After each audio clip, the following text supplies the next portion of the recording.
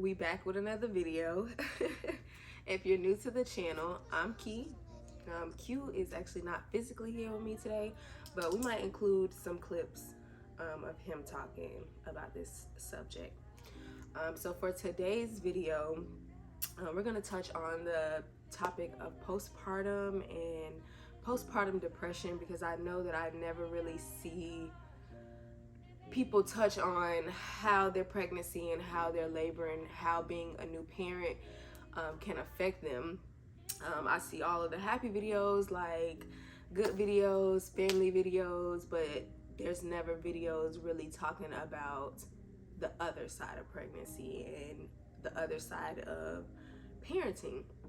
So we're gonna get a little real and a little raw in this video today.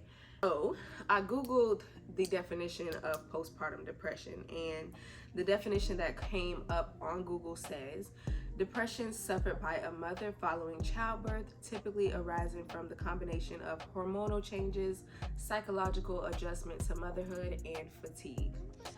Some of the signs that you want to look for to see if you have postpartum depression. For your mood, it can be like anger, anxiety, guilt, mood swings. For your behavior, you're crying all of the time, you're irritable, you're restless. For your whole body, you're fatigued, you're losing weight, you can't concentrate, your cognitive skills are just all over the place. Psychologically, you're going through depression or fear, and even insomnia can be a symptom of postpartum depression. So I think it's interesting that with the Google definition, it says depression suffered by a mother following childbirth, when honestly, I feel like men can go through postpartum depression as well. Maybe not as quickly or as rough as women, but I think men definitely go through mental changes and emotional changes after having a kid too. So just throwing that out there, which is why I'm going to try and include some clips of Q for him to say how childbirth has changed him. So we're gonna take it back a little bit to my pregnancy and just like my delivery in general. So already pregnancy takes a toll on your body like no other. Like, it's not like anything else that you will experience. I 100% bet that it's not. So you're sharing your body with another human being for 9 to 10 months, and in my case it was 10 months. But your body's not your own, so everything that you're putting into your body, everything that you're around, the emotions that you feel are literally not your own. So pregnancy is really not for the weak. What's up, YouTube? I'm here to talk about, or just to touch on a couple things that Key went over, just as a a male perspective, personally, like what I went through, or like what's a possibility there that you could go through when going through depression after postpartum. I feel like I coped with it pretty well, but then again, it's just the type of guy I am. I just try my best, just to try to understand what she was going through, and try to give her the benefit of the doubt, with her mood swings and her cravings and stuff like that. So it's just a lot to deal with. It just depends on like the type of person you is, but like constant mood swings, or like just midnight feedings and stuff like that. You sleep and having to get up 3 in the morning because she need to eat or something like that, you feel me? So that stuff like that, if you're not I say honestly, if you're not if you're an easy ticked off person, dealing with pregnancy it could be bad on you. It could put you in a bad state of mind. Just in general, you're just like, I say if you're that type of guy, it can really make you lash out onto like the relationship and stuff, and make you just not want to be around her. But I feel like it's essential for you to just like find something that that'll put you at ease when she is going through like Like, don't yell at her, because like I said, arguing, and arguing can lead to fighting, and then something happening that's not supposed to happen. Even her, just like, if she stressed the whole pregnancy, worst case scenario, you feel me? She losing a baby and stuff like that, and nobody want that to happen. So I feel like you really have to be strong-minded to, just to dealing with a pregnant woman in general. But like I said, everybody pregnancy different. I don't feel like Keys was as bad, because I be on TikTok and Facebook and stuff, and you see a lot of stuff and hear a lot of stories. So I also wrote down information about just delivery in general. So just the feeling of never knowing how your baby is gonna be. Like, I remember when I was pregnant talking to Q, like, oh my God, I hope this, or like, I hope he has a lot of hair, because I'm going through a lot of heartburn. Not that I really cared if he came out if he was bald, but I used to remember saying, like, I hope he has hair. All this heartburn I'm going through, hopefully it's not for nothing. I hope he's not a crybaby. I hope we don't spoil him too bad. Like, it's always these hopes, because you honestly never know how your baby is gonna be. So as far as delivery, because we'll get off of pregnancy, because this is after pregnancy. So for delivery, you never know how long your recovery time is going to be, depending on if you have a vaginal birth, if you have a C-section, if you get an epidural. Like, you never know how your body's going to react to those certain things. You never know how long it's going to take your stitches to heal, whether that stitches on your vagina or your stomach. You don't know how long it's going to take. And I remember being scared to just even look down there. Like, my mom's a nurse, so I had her look and see if everything was good, but I did not want to look down there and see anything. I got 12 stitches. I remember crying when it was time for me to actually use the bathroom, because you had to have a catheter in and you couldn't get up and go to the bathroom because you were under the epidural. So that's what I remember. I remember being scared to go take a poop, scared to take my clothes off. Oh my God, I was so scared to take my clothes off. I'll insert some pictures from when I was pregnant. I was big. Like, my baby came out and he was 9 pounds, so I was big. So I remember talking to Q about, like, how my body's gonna bounce back. He was like, I never seen anybody like pregnant their whole 10 months and then had to see them like healing from it, basically, like getting their body back to shape, because my mom had 3 kids and we were all smaller than my baby was. So my mom would always tell me, like, oh, you were the same size I was when I was pregnant, so I'm sure your stomach just gonna bounce back, like just the way that mine did in those a little bit of time. Yours probably gonna do the same thing. Wrong. So that's one thing. Don't ever try to compare your pregnancy to somebody else's, regardless if you're the same size or anything like that, because you honestly never know. But I remember just being terrified to see how my stomach looked, and I don't know if I cried seeing how my stomach looked, but I definitely was not happy with it. Like, I'll insert pictures of when I was pregnant and then pictures of before I got pregnant, so you can see how much I had blown up, literally. So we'll move from delivery, but yeah, you have to just take all of that in. It's something to take in so fast, and it's like you shared your body with somebody for 10 months, and then your body literally will never be the same, honestly. So yeah, that's like the first realization where postpartum and depression together can hit you at the same time, because it's like my body will never be the same. Now I'm talking about being discharged and like that first week when you get home with your baby. So I always see stuff on social media like, so you mean to tell me you want me to take this baby home and raise it? Like, y'all not gonna give me no rule book? Yeah, like, it ain't no rule book. It ain't no checklist to do. Like, you know how you got textbooks in school to tell you how to do stuff? There's none of that. So you pretty much just all on your own. Granted, you do have, like, you can always Google different milestones for your baby, like what milestones they're supposed to be doing at 1 month, 2 month, 3 month, 4 months. So they have the milestones but they also don't tell you how to reach those milestones. You know, they just have like a checklist of you do this, you do that, you do this, you do that. So it can be a little bit overwhelming, especially if you don't have any guidance. In the first doctor's appointment, they'll check and make sure everything is good. Pretty much every doctor's appointment, they check in to make sure everything is good. They're checking to make sure your baby is gaining weight correctly. They're checking to see how the milk is reacting. They're trying to see if your baby's constipated, if their bowels are moving, are they having pee diapers, poop diapers, which is also something that they were checking in the hospital. That first week home was crucial. Like, I remember us wondering like if we wanted to keep him in the bed with us or if we wanted him to sleep in his bassinet next to us. Obviously the plan was for him to sleep in his bassinet, but to keep him from crying, we would put him in the bed with us, because even in the hospital he didn't really like the little crib bassinet thing that they gave us.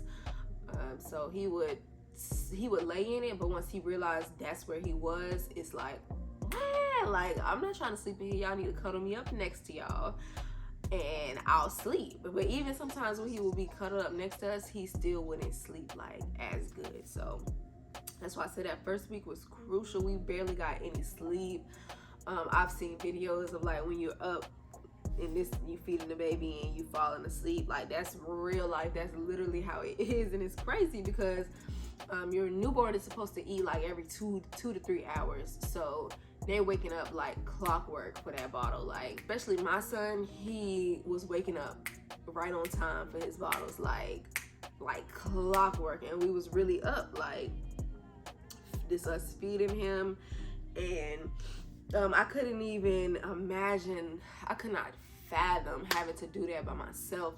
Absent parents is what I believe causes a lot of postpartum depression, because when I'm up like this, he will be sleeping in, and it's like the next time that Kyrie woke up, he would do it and I would be able to sleep. Even though, like, as a mom, you're gonna get up anyway. Like, sometimes I still was getting up and it wasn't my turn to get him, but it's just like that instinct that kicked. Ever since he came out of the womb, it's just like, it just clicked, like it was supposed to do. But I couldn't even imagine having to do that by myself. Like, oh my gosh, like, it's crazy. I think the thoughts of depression and being sad come from just missing like your old life. Being a mom or like a dad now, you're not able to like get up as quick as you wanted to, get up and go, get up and travel, get up and even just go to the store. You have to worry about another human being's life. Like, his life is in your hands, and that's just so much pressure. Like, sometimes people can't handle the pressure. Personally, I don't feel like, you feel me? I don't feel like I left anything to be missing out to. Personally, becoming a dad has been one of the, you know, I feel like one of the best things, you know, I ever did. You feel me? It's such a life-changing experience. So I don't really know what she said too much on that. I mean, I guess she can go into like what she mean, like, you know, just doing what you want to do, partying. You know, you can't just get up and go. Like, that's just like, we wake up in the morning, we get dressed and go. We got a whole nother life. We got, you know, depend on, make sure he ate, fed, and all this other stuff. So I mean, that could be something people get. Which is this a big one. Like, your sleeping. Your sleeping changed dramatically. Like, you always gotta be on 2 now. You know what I mean? It's always like Kyrie, he's better now, but before, like, you know, when kids newer, like newborns, they coming just home, they gotta eat. First, doctor said make sure we feed them every 2 hours. So, you know, you getting your 8 hours of sleep every 2. You up feeding the kid, birthing the kid, you spending 30 minutes. So really, you ain't. I say your 8 turning into like 3. Honestly, I'm gonna be completely, and like, sleep can put you. Not getting enough sleep can make you depressed. Make you, you know, feel down or moody and stuff like that. But still, in the midst of missing your old life or missing how you used to be, you still love your baby. Would not change anything for the world. Literally could not even imagine my life without him now, which is how it's supposed to be. Like, I don't regret him at all. Like, I don't regret him at all, but it's just like a mental thing. So you're still thinking about how you used to be. And I remember just being afraid. Like, we'll talk about how jobs want you to go back to work after you've already given birth and you're off your maternity leave after 6 months. Mind you, you're able to request extra time, like bonding time with your baby. You're able to request that extra time from your job, well, from most jobs, but my job actually declined mine. I don't know if I hadn't been there long enough for them to approve it or whatever, but I got the maternity leave for the 6 weeks, but they denied my extra time, which is crazy to me. That, like, before the pandemic, because I work from home, so I guess that's probably why I didn't mind it too much, but I know for a fact if COVID didn't happen and if I was just, this was just the regular times and you get your 6 weeks maternity leave and then you have to go back to work after those 6 weeks, after my 6 weeks, I know for a fact I was not ready to go back to work. Not even a little bit. Not even just like physically, like my body was still getting back to normal. Just mentally, like I was not ready to have to deal with customers. I was not ready to have to, even though I work from home, be away from my baby because eventually his dad will get off and his dad will have to take him. Like, I wasn't ready for any of that. And I remember being scared of just being home by myself with him because Q had took off like probably a week before I gave birth, maybe like a week or two. He took off just in case he was not here because everybody had to work. People had school in the house. Like, sometimes I would actually be here by myself, and he had to take off because I could have went into labor any day. Thankfully, it was a day when everybody was home, but just for the safe side. So just thinking about when it was time for him to go back to work, I'm just thinking like, dang, how am I finna do this? Like, how am I finna have to do this until he get off of work? Which it ended up working out really, really good. But just the thought of it, I think, was overwhelming to me.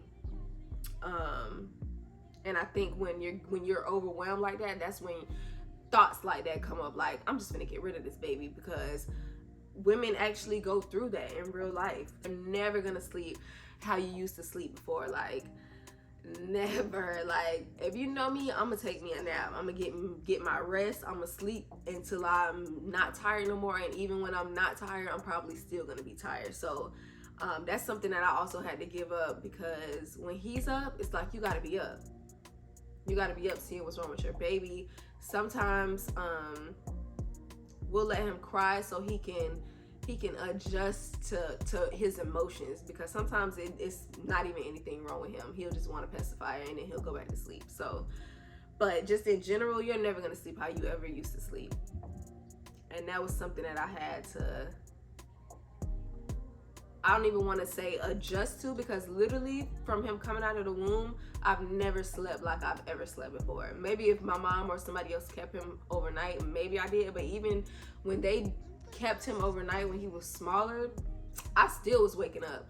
Maybe not from hearing him crying, but just waking up because I'm like, dang, why my baby haven't cried yet? He not ready for his bottle. Like, I would wake up in the middle of the night thinking that he was in the bed with us or in the room with us. So I don't think you're ever gonna sleep how you used to. And just being responsible for another human being is so much pressure.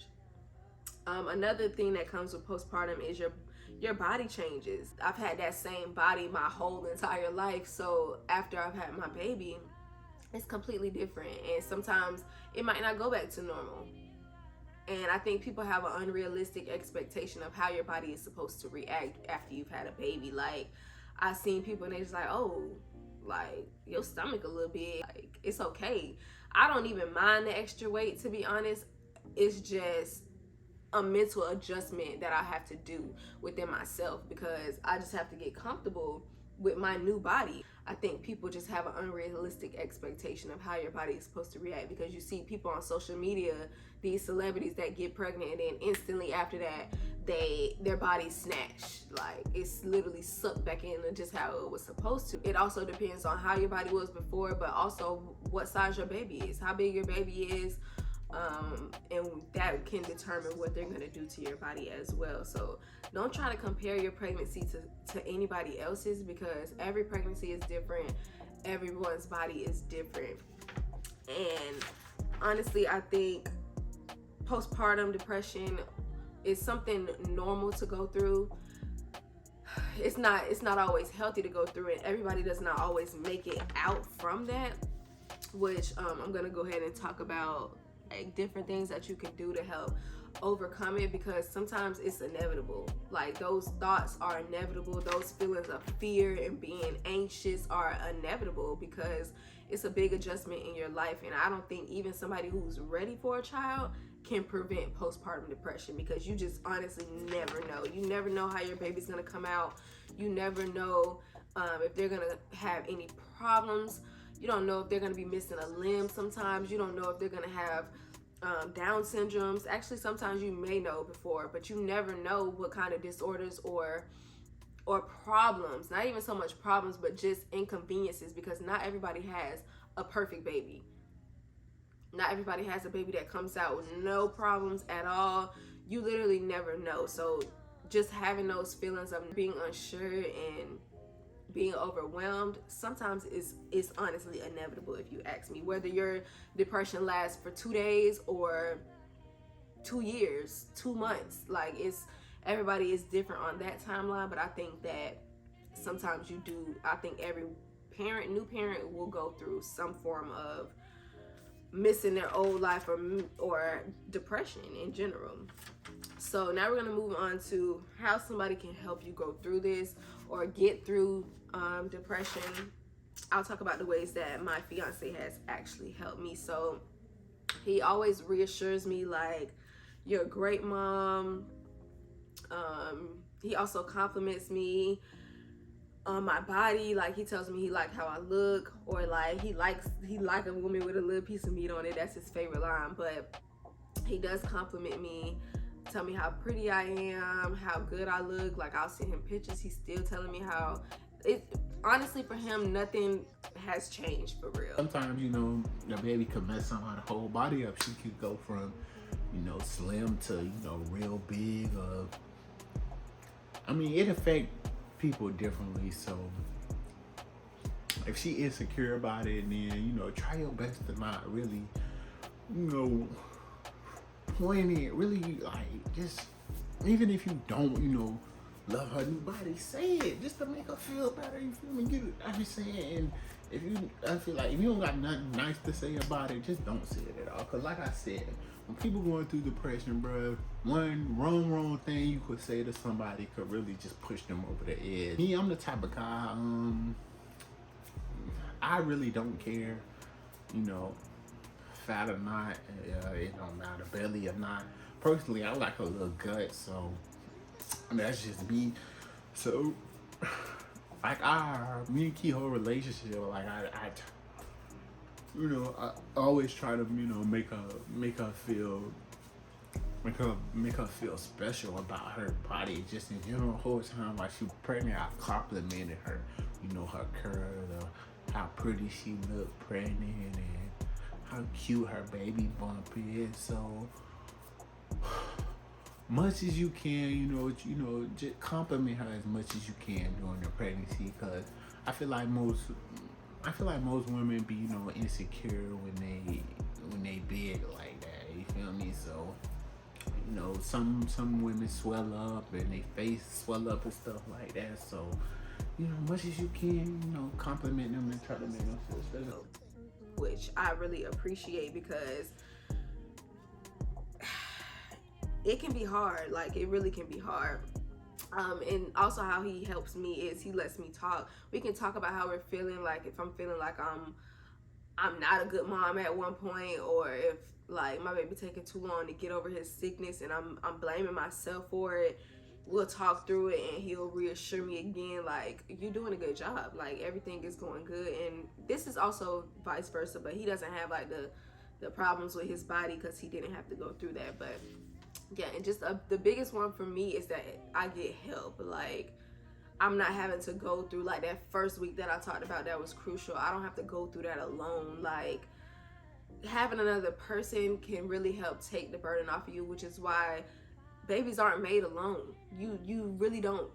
Well, I mean, you can make them alone nowadays because granted, you don't need them. Some men are not active fathers, or some women are not active mothers, but the way that it's traditionally supposed to be is you need two people to raise a baby, because it's so hard and it's so much easier to get through stuff when you have another person helping you. That first week, if I had to do it by myself, I don't know how I would have did it. A partner is essential.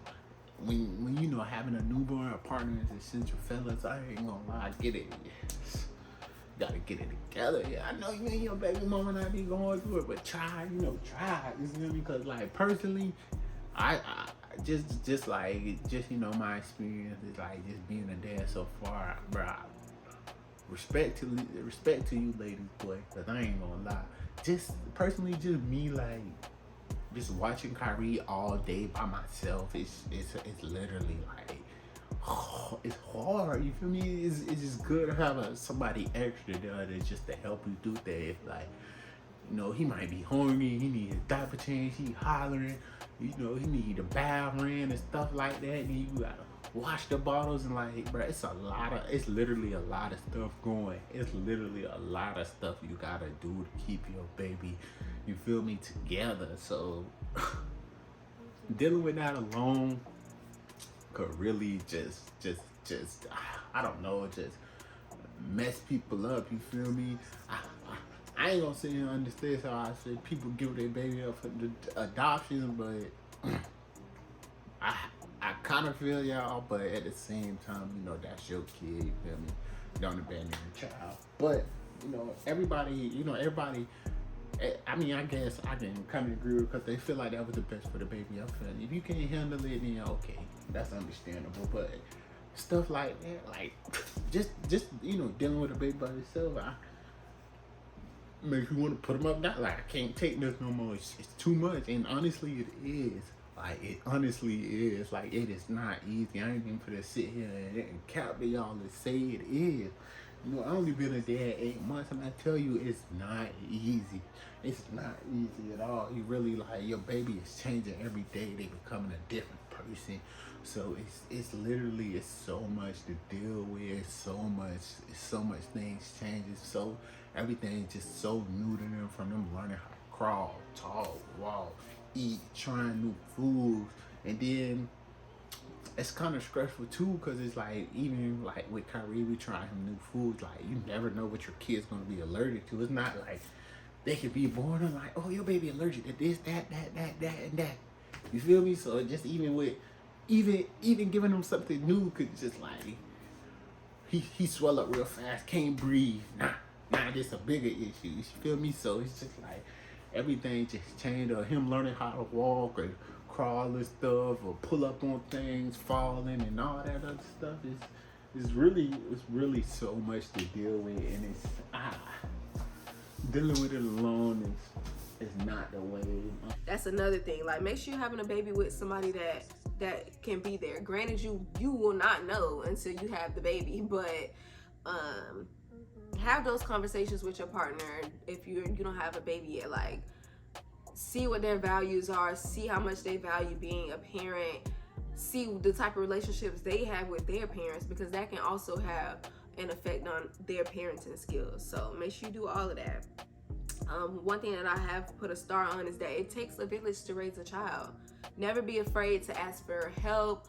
Never be afraid to ask for a break. My parents take my baby with them all the time, just to give us a break. Not even so much all the time, but they'll randomly ask to take him with them for the day, and that can give you a break. Whether taking a break just to do stuff by yourself, or to just get yourself some alone time. Like, I've never valued quietness so much in my life. Like, I literally have the whole house to myself right now, and I love when it's quiet. Like, even when I have the whole house to myself and my baby is asleep, that's the best feeling ever. being in my space and just having peace and quiet, oh, it's nothing like that. Like, that's the best thing that I ever could have. Or just like a shower, if your shower or your bubble bath is your time to yourself, make sure you take that. Make sure you take your hair appointment time or going to get your nails done by yourself, because I think those times by yourself are also important. Like, and it also makes me miss my baby more. It makes me appreciate him, and when I see him and I see how he looks at me when I'm back with him, nothing like it. So make sure you take some time where you can, and that's where your partner will come in or your family will come in, because they can take that load off of you to help you do stuff where you can have that alone time. Like, my mom took my baby to grocery shopping with her just now, and that's why I'm able to have this peace and quiet right now and make this video. So yeah, it takes a village to raise a child. So make sure your village is strong. And if you don't have a village, be the village. Create the village. That's why people take their kids to daycare. My baby is 8 months. He'll be 8 months in a few days. What's today? The 14th. So he'll be 8 months in 2 days. And he hasn't been to daycare yet. But that's what daycares are for. Like, when you need that break, I'm not against anybody putting their baby in daycare. But that's what it's for. When you need that break or when you need to go back to work, that's what it's for. I also, going back to getting through the depression, one thing that I think about that helps me and doesn't make me like so hard on myself is my baby is going to love me no matter what I look like. He gonna love me whether my hair is done, whether my nails are done, whether I got morning breath, whether my stomach is a little bit bigger or skinnier. He's gonna love me regardless, and that makes you appreciate things because he don't care. He don't care about none of that. All this little stuff that we care about, he don't care. He just want his mom. You can also do therapy. I'm sure therapy is going to be like a really good thing to help you. I haven't actually done it yet, but I'm pretty sure it's going to help really good. Talk to your friends and family members that are already parents too. You can get advice. You can get tips and tricks. Like, I've gotten so many tips and tricks from people that I know that are parents, my own parents, just in general. Like, it can really help you by talking through how you feel. You can also, if you don't like really talking to people, you can write your emotions down in like a journal. I have this 1,000 writing prompts journal. I'll put it on the screen, and it helps me get my thoughts in order. Like, it will ask you like a specific question or something for you to answer, and you can literally write as much as you want to write about it. So you can use that to keep your thoughts in order and just to release some of that energy. And I also, like, this is our YouTube and our social media, and just like in the beginning of this book, I have like our vision board for 2022. So these are all of our visions, but I use this book sometimes to write down my emotions in general. Like, I have journal entries. I have like YouTube video ideas. I have to write stuff down because I honestly, like, that pregnancy brain, it goes really, really far. But I have devotions. Like, I'll watch daily devotion videos on YouTube, and I'll write notes from the devotion videos, and just my thoughts in general. Like, anything that I'm thinking because I'll have this by my computer while I'm at work, and anything that I'm thinking or anything that I'm feeling, I'll make sure that I write it down, because you have to get that out somehow. Like, if I'm not talking to somebody about it, you have to get it out somehow. So I'm gonna end this video here. I just want everybody to just be aware of postpartum. And a great thing that happens after you give birth is when you go to like your doctor's appointments, also in the hospital, they'll make you go through these depression checklists, or like they'll ask you questions just to see if you may be depressed, and they'll be able to get you help through those tests. But sometimes people lie, as you know, because they just want to get out of the hospital or stuff like that. But they do have those quizzes. I remember being in the hospital, and they had Q step out of the room, and they were asking me like if I was being physically abused, and they give you like a safe space to talk about your feelings, I guess. So You could be honest on those and they'll help you get help. And also when you do like your doctor's appointment, your first doctor's appointment after you have given birth, they'll also make you do the questionnaires again, just to see how like your mental state is, because it's so important that you have a strong mental state, not only just for yourself and your significant other, but also for your baby. So I also I'm gonna put a little bit more emphasis on never be afraid to ask for help or ask for a break. Never be afraid to ask for help. If you have people that are willing to help you, ask for help. That's all I have to say. I hope this video helps somebody. I'm also gonna put the postpartum depression or the suicide prevention number on the screen just in case anybody needs it. I'm always open to talk if anybody wants to talk. Depression is real, guys, especially in males. I feel like guys, you know, they really don't express themselves as much, and you know, depression may weigh on them a little bit harder, cause like I said, a lot of females nowadays, they make it like real. They make men like feel bad for like expressing themselves. So it's when they're bothering something, it's you know, you're crying and man up and stuff like that. But fellas, check this out. You feel me? You can't express yourself to your girl without being judged and all that other stuff. She ain't the one for you. You feel me? Depression is real in men. I'm gonna tell you this personally. It's real. You feel me? It's just like I said. Male go through a lot of things that get unannounced. You feel me? It's personally, you know, if you need someone to talk to, my information is down below. So hit me up. I'll talk to you. I may not know you, feel me, but I'll talk to you. You feel me? And cause, you know, like I said, you never know. Like, that's what I say.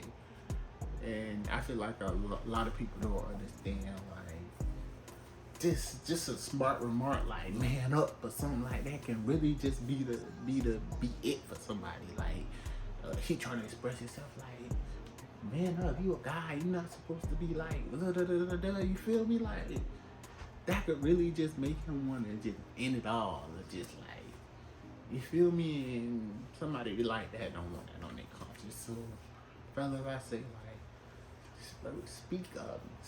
If you feeling some type of way, speak up. You feel me? Just find somebody to talk to.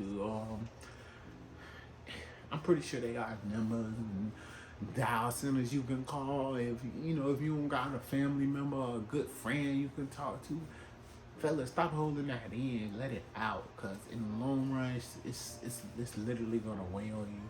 You know, it start messing up your mental, your body, like make you not want to eat, and it's just like it lead to way more. You know, depression kill people. Depression, stress, all that. It's real. It's real. So, fellas, I'm saying mental health, y'all. It's key. You gotta focus on it, man. Stop holding me because it's just like, oh, you feel like it's feeling it. Nah, man. Express yourself. Out to me on my social medias. I'll put them on the screen, or Q social medias. Put those on the screen. And I appreciate y'all for watching this video, man. Y'all make sure y'all like this video. Subscribe. And I hope y'all like this video. And we'll see y'all in the next.